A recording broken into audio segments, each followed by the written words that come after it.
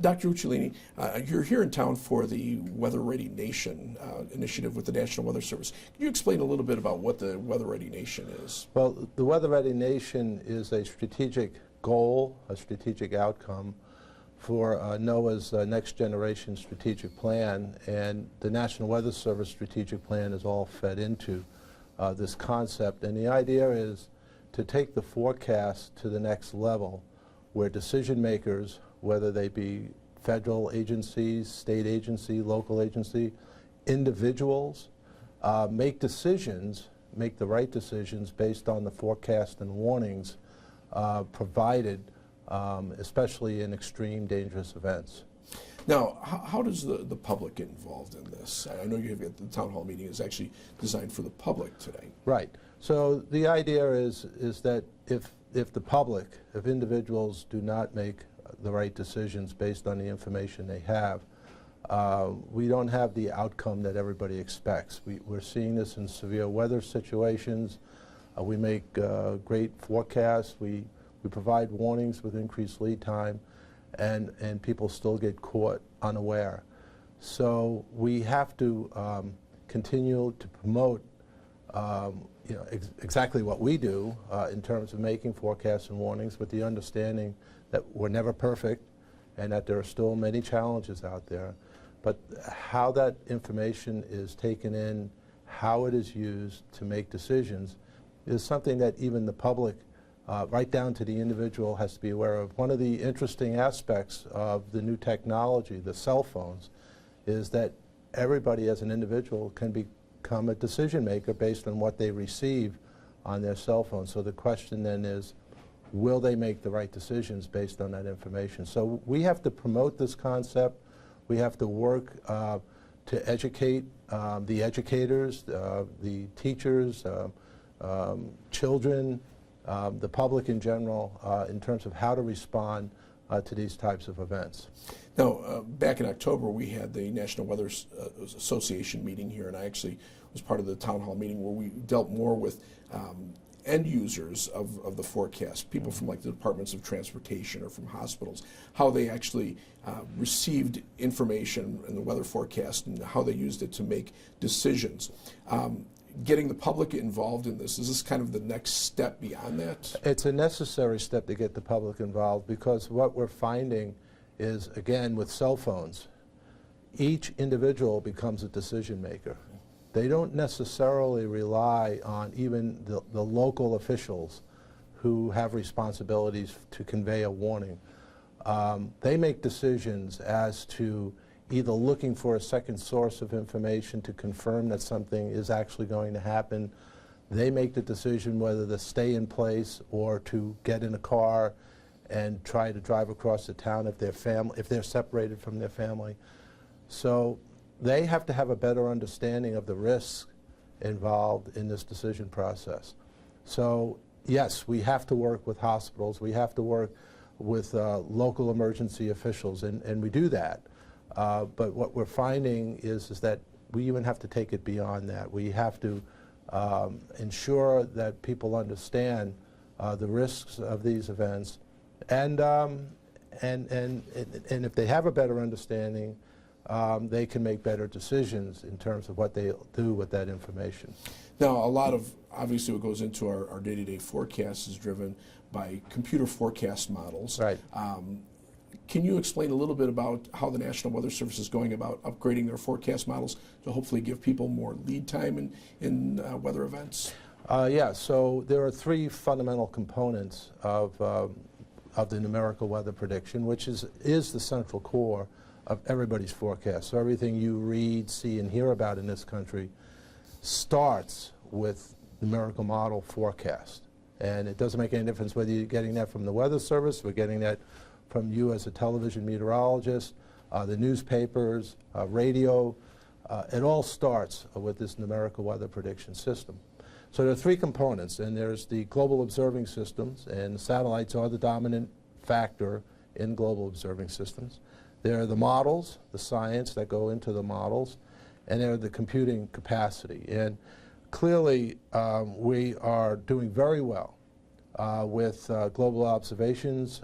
We rely on places like the University of Wisconsin. We rely on the satellite community to continually upgrade the satellite data that we then use in the models. The modeling systems around the world are pretty good, and there are some better than others. I think you know, and others, that the European Center has the best model right now, but not by much. And then there's the computing capacity, and that's where we have fallen behind. We don't have the computing capacity dedicated to operational models that the European Center has had, that other world centers have had. And we're now taking aggressive steps to upgrade our computers. We've just gone through one computer upgrade where we've tripled the capacity and the speed of our computers. And in about a year and a half, we'll up that by a factor of 10. We've just gotten some Sandy supplemental money that allows us to do it. And what that allows us to do is to run our models with increased resolution, improve the physics, improve the data assimilation. All of those factors we already know will improve our model output and allow us to extend our forecast in time, especially for extreme events. We become particularly good at predicting the bigger storms further in advance. And we do believe that these advancements will allow us to predict extreme events, whether they're snow events, organized tornado outbreaks, not the isolated type, still very challenging, but the organized tornado outbreaks, droughts, heat waves, hurricanes further in advance. Will this also affect long-range climate modeling as far as seasonal and yearly types of outlooks? Yes, so we do have models that we're running operationally now that take climate-type forecasts from 3 and 4 weeks and beyond into monthly forecasts, into seasonal forecasts. We're finding these dynamic models becoming better. Still lots of room for improvement here, becoming better in outlooking whether we'll have below or above normal temperatures or precipitation. We're finding that energy companies that have to plan for these are very excited about the types of forecasts we're able to provide that allow them to plan. Mike, is that okay with the... No. So, Yeah. It probably feels good though. Use a little break there.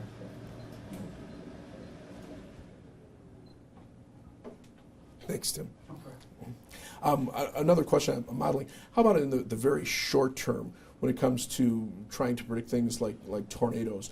I know eventually the National Weather Service wants to get into a warn-on forecast type Right. of system to where they're actually able to put out warnings before severe weather develops. Will the computer modeling help with that?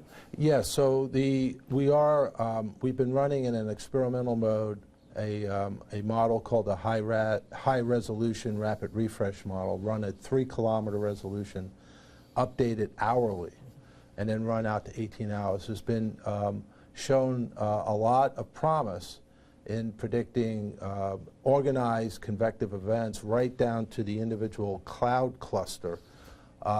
We can use that model output to derive signals for tornadoes. It doesn't predict explicitly the tornado, but it provides much more information that would allow you to say that this system could be tornadic, it could be straight line winds, it could produce hail.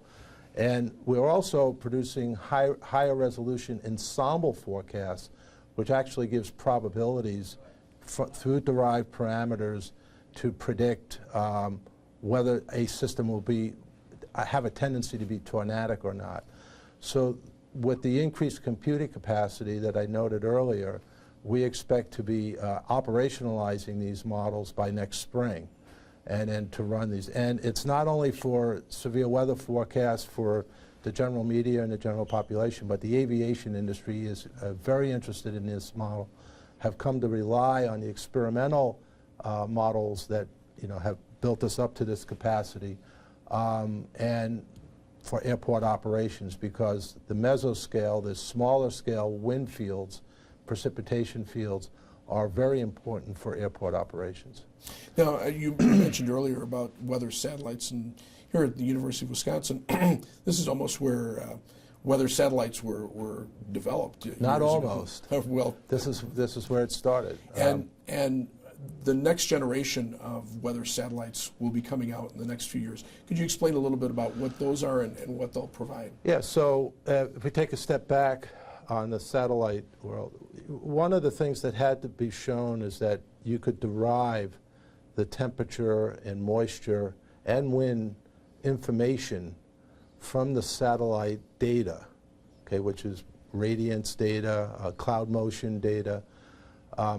If you could derive that in real time, because we run our models on a specific cycle, and then would the models actually use that information to step ahead in the forecast? So a lot of work. It took over 30 years to go through that step, and clearly what happened here at the University of Wisconsin was to pioneer every aspect of the satellite data in terms of its derivation and its usefulness in real time. It was a very key aspect of it. The Makita system that was derived here showed that you could do this in real time. So what has happened over the last 10 years is that we're now getting much better quality data at higher spectral resolution, especially in the infrared and in the microwave, which allows us to derive the data, the temperature and moisture data, at finer resolution, finer vertical resolution, which the models tend to keep. Because it's not just providing this data, you want the models to actually keep the information. So we're pretty excited. We're showing that, that the higher resolution data from the SUMI NPP satellite, an experimental satellite, we're actually using that data in our operational models. That data set will become the basis for the next generation polar orbiting satellites. So we are now in a position where we're using this data in an experimental mode. We're getting ready for the operational satellites, so when those satellites are launched, we'll be able to use that data at day one. You know, that's the goal, so we don't waste any of that satellite information.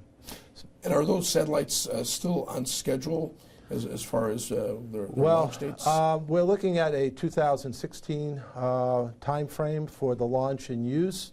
There is some concern that that might slip a bit, and a slippage in that time frame is particularly important for us because the satellites that we're using operationally in an experimental mode will be reaching their end of life right about that time. So there is some concern for a potential gap, but we're optimistic. First of all, we're optimistic that the existing satellites are very healthy satellites and we'll be able to use those. And secondly, that this project, the Joint Polar Satellite System project, the JPSS, is on, you know, they've gotten the engineering down. The schedule looks pretty solid right now, and we're confident we're going to be able to get those satellites up and be able to use them along with the satellites that we have in place now that will be reaching their end of life. Is there any concern, because obviously the National Weather Service and NOAA are part of the federal government, and with the recent budget cuts and sequestration, is there any concern that that could affect their timeline or other issues within the National Weather Service? Well, I've been the director of the Weather Service now for since February. We are finding that the support on the Hill for the National Weather Service is there. It's solid. It's rock solid. It doesn't make any difference to me whether I'm talking to the Senate or to the House, whether I'm talking to Republicans or talking to Democrats. I have seen nothing but support for the National Weather Service mission.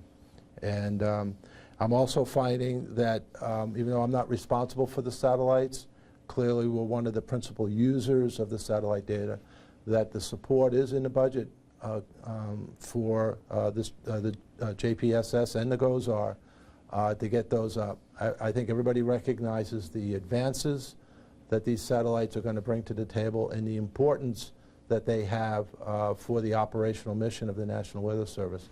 So in these two areas, I've seen the support firsthand, and I expect that that's going to continue. How about in the National Weather Service itself? I know that there have been some job freezes in terms of hiring, and some of the outreach things such as Skywarn training sessions have had to be scaled back. How do you foresee that changing, or if at all? Well, there's no question that we're living in a world of budget challenges that have been brought on by the sequestration. And the way the sequestration hit in March and April was directed at key areas of the Weather Service budget. The budgets are separated into categories, and the sequestration got focused on a category which pays wages and pays for sustaining parts of the Weather Service infrastructure, and pays for training and outreach and things like that. So clearly with those hits halfway through a fiscal year, we were in a very critical situation. There were proposals, and as were other agencies, as was other parts of NOAA. And there were proposals that we worked very hard towards minimizing the impact on the workforce. And even with those proposals, even with the Herculean efforts on the part of the Weather Service, on the part of NOAA and Department of Commerce, there were still gaps. We were able to get reprogramming through Congress that allow us to meet the gaps. So we have those challenges. There's no question about it. When I was alluding to the support on the Hill for the Weather Service, if you look at the fiscal year 14 budget that has just, we had the President's budget released, and then we had the markups from the Senate and House. They were all very supportive of the Weather Service and the satellite programs. The question will be, will we get a budget from the Hill, or will we have a continuing resolution that carries us through the entire fiscal year? And the danger with that continuing resolution is that if it carries through the whole fiscal year, the sequestration law will kick in, and there will be an additional 5% cut.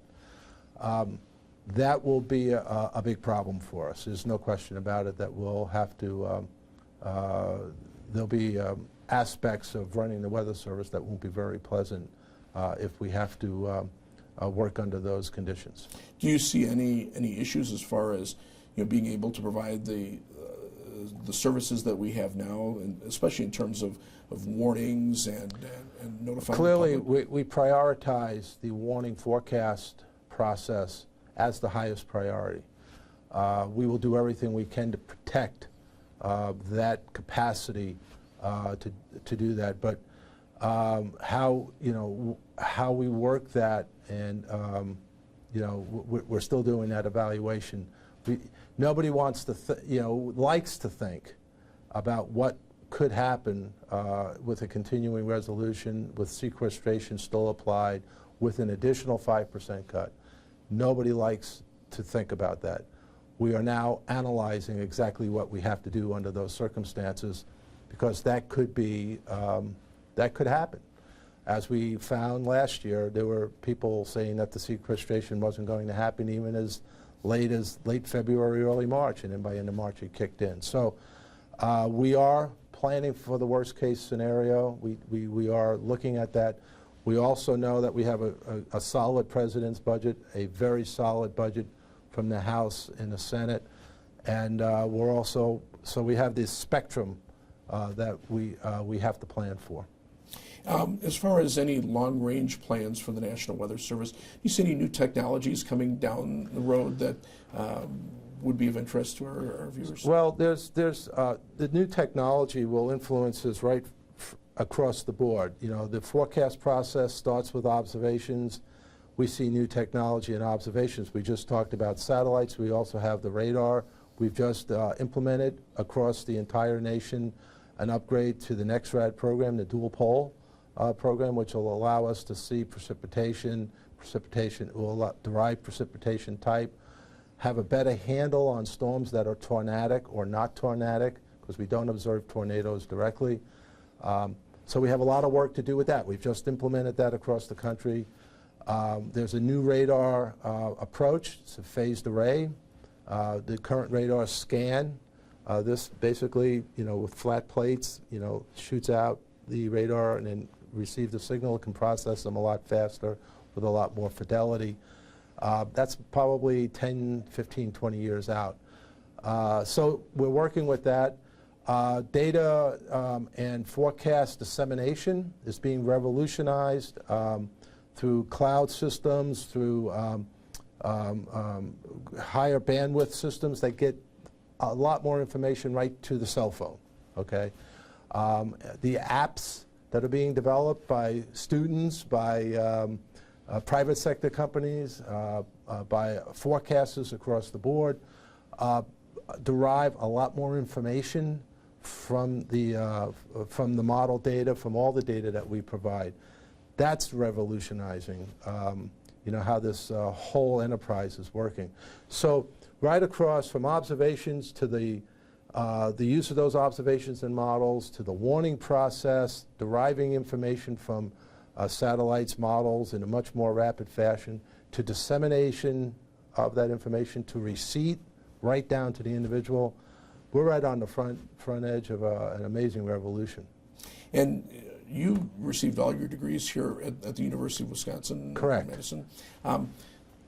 Can you think back when you were a student here in Madison, any recollections of the city itself and the meteorology program as well? Well, I did. I received my bachelor's, master's, and PhD here at the University of Wisconsin. I was here from 1968 through 1978. The department had just moved into this building at the time. I think the year before or 2 years before I actually came into the department. So I was walking into a brand new building. The department was expanding. The number of professors was increasing rapidly. There was a recognition of the importance of meteorology, of environmental sciences. There was a lot of climate work being done here. The satellite aspect, you had a number of pioneers, a number of leaders in this building. You know, Reed Bryce and John Kutzbach in climate. You had Lyle Horn and Don Johnson and John Young and Dave Houghton and others in the dynamics. Of course, you had Sumi, the true pioneer in the creation of the whole, what we now know as satellite meteorology. It was an exciting place to be. I mean, it was, I sometimes pinch myself how lucky I was to come that moment. We had a synoptic professor here, Frank Seacrest, who was at the top of his game, who pulled it all together in these synoptic labs. And you just got this amazing understanding of how you apply the dynamics and satellites and everything else into the field of meteorology. So it was an exciting place to be. It was an era of protest on campus. I've talked to professors who taught during that period in this building, and I noticed it as a student. They noticed it as professors that we asked more questions in class. In these students just were asking more questions. And professors that I've talked with said that they enjoyed teaching under those circumstances. So it was really an exciting place to be. I clearly credit my experience here as launching my career and giving me the tools that I needed to advance the way I did, whether I was doing research at Goddard Space Flight Center or moving over to the Weather Service to bring the research into operations. What I learned here was just absolutely tremendous. How do you feel about being the director of the National Weather Service? I'm humbled by it, actually. One of the aspects of it, and I knew this before I became director, I've been in the Weather Service since 1989. You're not going to find a more dedicated workforce. They bring their A game to the table every day. It doesn't make any difference whether it's a budget uncertainty, or whether they have a blizzard they have to sleep in the office through overnight. The dedication of this workforce and their abilities is really, it's a joy to behold. To be a leader of an organization that encompasses people like that is an amazing feeling.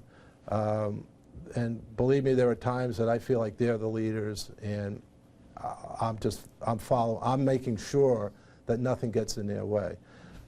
It is really an amazing organization, and I'm proud to be the director of it.